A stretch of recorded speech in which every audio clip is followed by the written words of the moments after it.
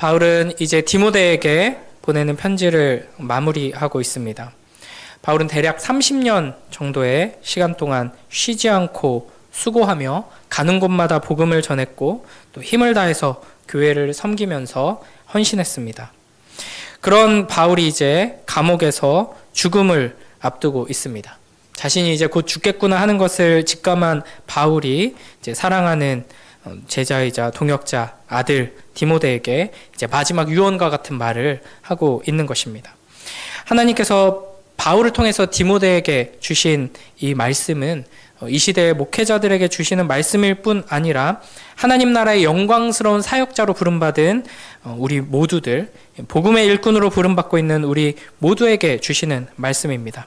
이 말씀을 우리에게 주시는 말씀으로 오늘 받아 이 말씀을 붙들고 나아가는 우리 모두가 되길 주님의 이름으로 축복합니다.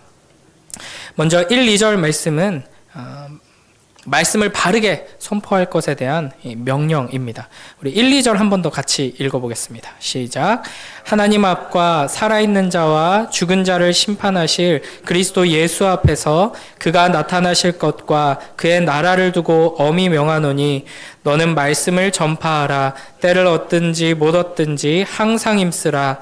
범사의 오래 참음과 가르침으로 경책하며 경계하며 권하라. 아멘. 이제 헬라어 원어에서 1절에 가장 먼저 나오는 단어가 엄히 명하노니입니다. 그러니까 지금 바울은 단순히 이제 자신의 어떤 삶의 여정 전체를 두고 디모데에게 명하는 것이 아니라 1절을 잘 보면 하나님 앞 그리고 살아있는 자와 죽은 자를 심판하실 그리스도 예수 앞에서 그 예수 그리스도께서 다시 오실 것과 예수 그리스도께서 곧 오셔서 완성하실 하나님 나라를 두고 지금 명령하고 있는 것입니다. 그러니까 아주 엄중한 하나님의 명령을 지금 디모데에게 하는 것이죠. 여기서 지금 바울이 보여주고 있는 이미지, 다시 오실 예수 그리스도와 예수 그리스도를 통해 완성될 하나님 나라, 이것을 바라보고 인식하며 사는 것이 우리에게 굉장히 중요합니다. 예수님께서 곧 오신다고 하셨는데 곧 오실 것을 소망하고 간절히 바라보면서 그 완성될 하나님 나라, 이미 우리에게 약속된 그 하나님 나라를 바라보는 자들에게 이제 바울을 통해서 하나님께서 명령하십니다. 무엇을 명령하시는가? 말씀을 전파하라라고 명령하십니다.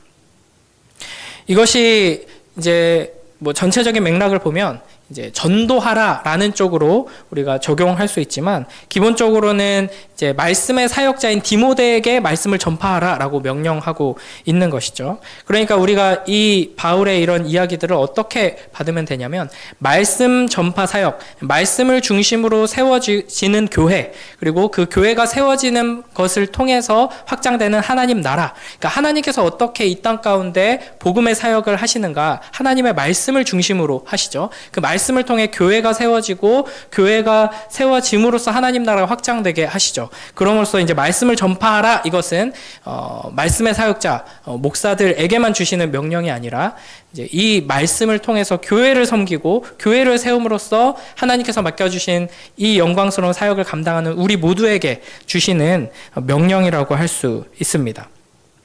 이 말씀을 이제 어떻게 전파해야 하는가? 때를 얻든지 못 얻든지 항상 힘써서 말씀을 전파하라라고 이야기하고 있습니다. 그러니까 우리가 이제 교회를 섬기는 이 모든 일을 통해서 이 세상 가운데 하나님의 이 말씀, 이 엄중한 경고의 말씀과 심판에 대한 선포, 그리고 그 사랑과 은혜에 대한 복음의 말씀이 이 세상에 전파되게 해야 하는데, 때를 얻든지 못 얻든지 항상 그 말씀의 사역에 우리가 힘써야 한다라는 것입니다.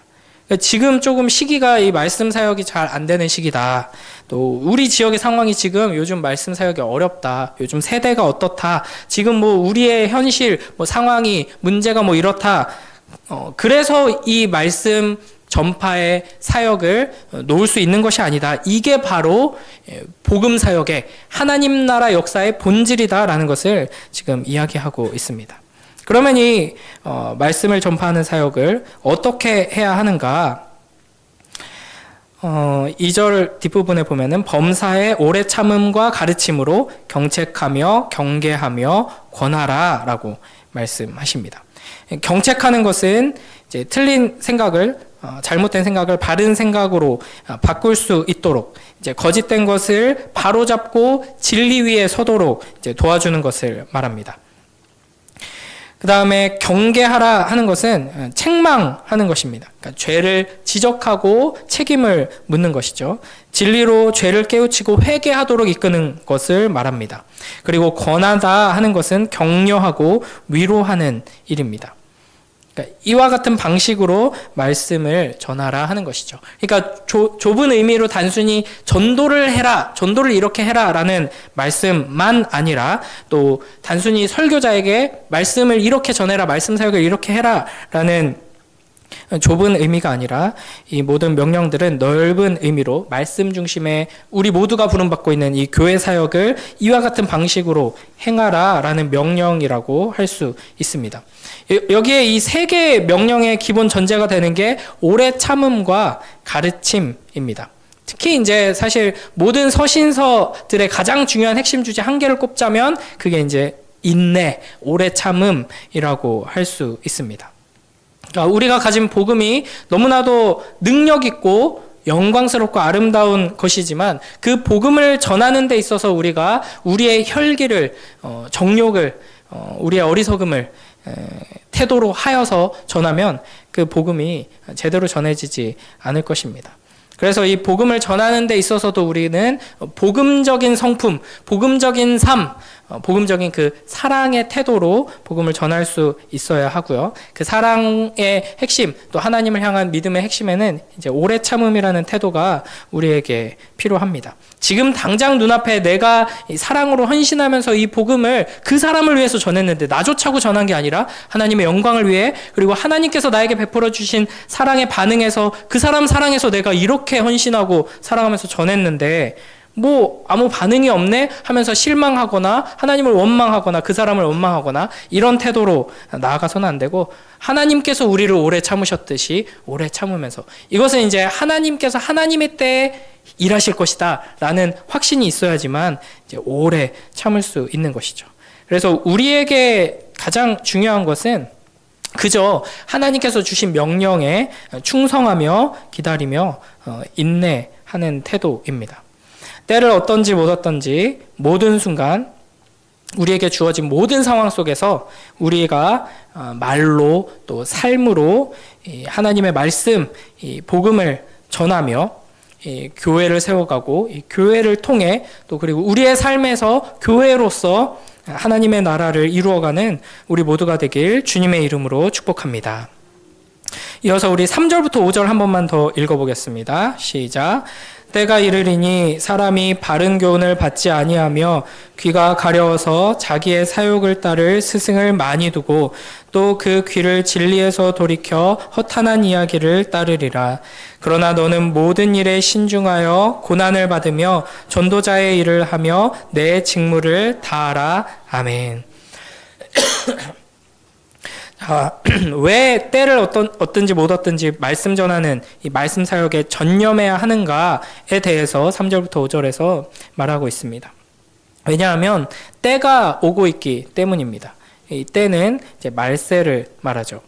디모데가 이미 또 우리가 이미 이 마지막 때 말세를 살아가고 있습니다.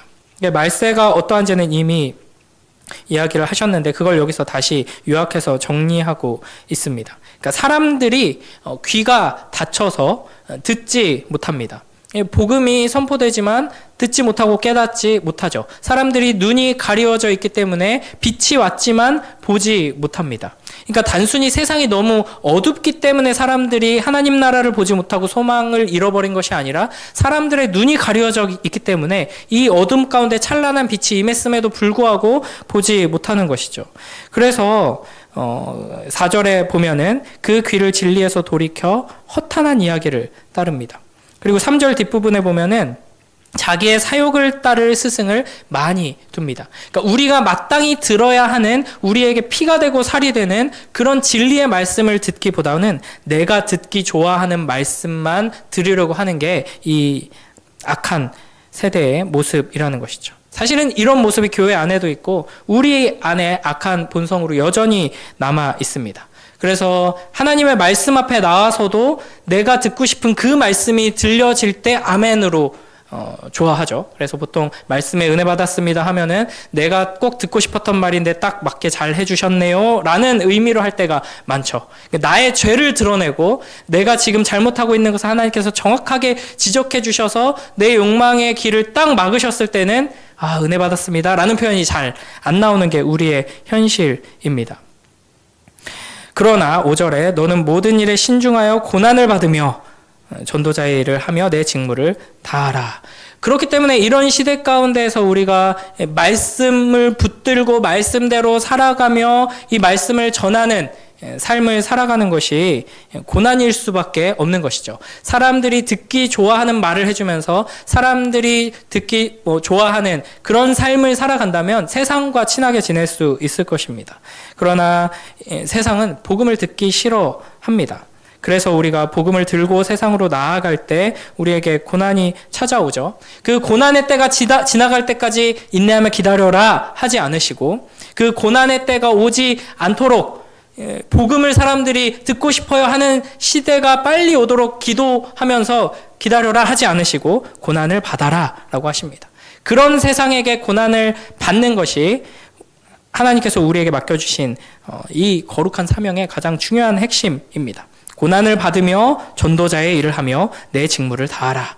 우리는 주어진 그 자리에서 어떻게든 상황을 반전시켜서 사람들이 복음을 잘 들을 수 있는 이런 시대를 만들어가고 어떻게든 사람들이 들을 수 있게 하고 이런 것에 힘쓸 것이 아니라 사실은 그냥 충성하며 전도자의 일을 합니다.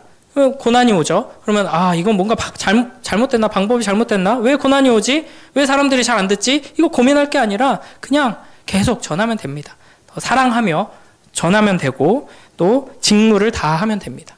우리에게 맡겨진 사명은 그 자리에서 하나님의 백성으로서 하나님의 자녀로서 복음을 가진 자로서 복음적으로 살아가며 거룩하게 존재하는 것, 그것이 우리에게 주어진 가장 중요한 사명인 것이죠.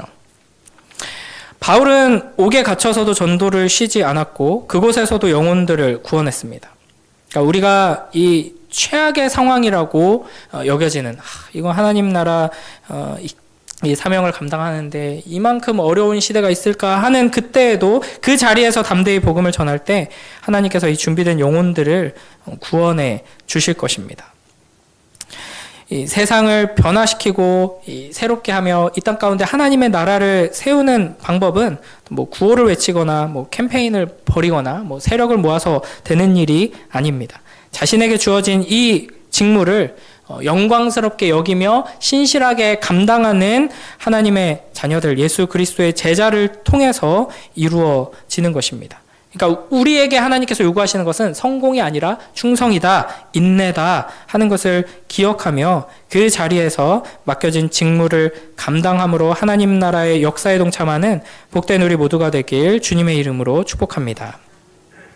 그 다음에 6절을 보면요. 전제와 같이 내가 벌써 부어지고 나의 떠날 시각이 가까웠도다 라고 바울이 이야기합니다. 그러니까 바울이 지금 디모데에게 명령하고 있는 이 모든 일들이 사실은 이미 바울이 살아왔던 모습인 것이죠. 전제와 같이 내가 벌써 부어졌다. 전제라는 것은 이제 번제, 화목제, 속죄제 등 제사에서 이 희생 제물을 태워서 하나님께 제사를 드릴 때 그 불타는 제물 위에 포도주를 부어서 하나님께 그 향기를 올려드리는 제사입니다. 그러니까 나의 삶이 하나님께 모두 바쳐졌다라고 이야기하는 것이죠. 우리가 바울과 같이 우리의 자녀들에게, 다음 세대들에게 내가 이미 하나님 앞에 나의 모든 삶을 다 올려드렸다, 하나님께 향기로운 제물로 올려드렸다라고 이제 당당하게 고백할 수 있는 이런 복된 삶이 되길 소망하며 함께 달려나가는 우리 모두가 되길 축복합니다. 마지막 우리 7절, 8절 말씀 함께 읽겠습니다. 시작. 나는 선한 싸움을 싸우고 나의 달려갈 길을 마치고 믿음을 지켰으니 이제 후로는 나를 위하여 의의 면류관이 예비되었으므로 주 곧 의로우신 재판장이 그날에 내게 주실 것이며 내게만 아니라 주의 나타나심을 사모하는 모든 자에게도니라. 아멘. 우리는 이제 바울과 같이 이렇게 위대한 하나님의 역사를 이루고 이렇게 그 중심에 서는 삶을 또 소망하기도 합니다. 그러나 하나님께서 우리에게 요구하시는 것은 이제 성공이 아니라 충성이라고 했잖아요. 죽도록 충성하라 하셨는데 이 충성은 말 그대로 이제 끝까지 인내하면서 믿음을 지키는 것입니다. 그래서 바울은 이제 자신의 인생을 운동선수에 비유하면서 이 선한 싸움을 싸우고 달려갈 길을 마치고 믿음을 지켰다라고 이야기합니다. 그러면서 이제 8절에 보면은 이 선한 싸움을 싸우고 믿음을 지키고 사명을 완수했기에 그 믿음을 끝까지 붙든 자에게 하나님께서 약속하신 그 의의 면류관, 그 영원한 하나님의 영광을 바라보면서 죽음을 준비하고 있습니다. 우리는 이 바울의 마지막 고백을 보면서 우리의 삶을 어떤 태도로 살아가야 할 것인가, 우리가 무엇을 바라보고 무엇을 붙들고 살아가야 할 것인가 깊이 고민하며 본받아야 할 것입니다. 하나님 앞에 섰을 때 팀 켈러 목사님이 이런 비유를 한 적이 있는데요. 하나님께서 물론 이제 하나님께서 우리에게 이 땅 가운데 주신 모든 것들이 하나님의 귀한 선물이기 때문에 우리가 하나님의 은혜를 누리고 하나님께서 주시는 것들을 누리면서 또 나누면서 행복하게 사는 게 하나님의 영광을 드러내는 길이거든요. 그러나 우리가 하나님 앞에 섰을 때 하나님께서 나를 이 경치 좋은 해변에서 살게 하셔가지고 매일매일 이 아침마다 저녁마다 해변을 거닐면서 이렇게 예쁜 조개 껍데기 많이 주었어요 하면서 하나님 앞에 해변가에 숨겨져 있던 조개 껍데기 모아가지고 들고 나가는 삶을 살 것이냐, 뭐 이런 이야기를 하시거든요. 하나님께서는 우리를 그냥 휴양지에서 여생 보내면서 그냥 가만히 앉아가지고 경치만 보다가 하나님 앞에 서는 자로 부르지 않으시고 영광스러운 하나님 나라의 경주의 대표 선수들로 부르셔서 내가 힘차게 달리는 것만큼 너도 멋지게 힘차게 빠르게 달릴 수 있다라고 말씀하시면서 나를 따라와라 하고 앞서 가십니다. 우리의 앞에 놓인 이 영광스럽고 아름다운 달리기를 끝까지 감당함으로써 빛을 보지 못하고 주저앉아 있는 많은 이들을 이 영광스러운 달리기에 동참하도록 함께 부르며 끝까지 서로 격려하며 달려나가는 복된 우리 모두가 되길 주님의 이름으로 축복합니다. 기도하겠습니다. 하나님 아버지 감사합니다.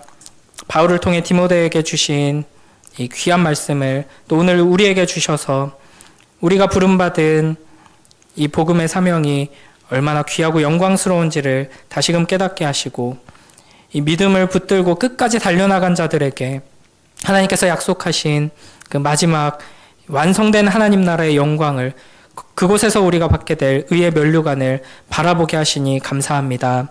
오늘 하나님께서 우리에게 허락하신 이 영광스러운 경주를 하나님께서 공급해 주시는 힘을 힘입어서 힘차게 달려나갈 수 있도록 축복하여 주시옵소서. 우리가 인내하며 사랑하며 하나님 말씀 붙들고 하나님의 사랑으로 우리가 만나는 모든 이들을 사랑하며 그들에게 말씀을 전하고 말씀을 살아낼 때 우리를 통해 잃어버린 영혼들이 주님께로 돌아오게 하시고 하나님 나라가 확장되게 하시고 우리가 삶 속에서 하나님 나라의 그 영광을 보게 하여 주시옵소서. 감사드리며 예수님 이름으로 기도드립니다. 아멘.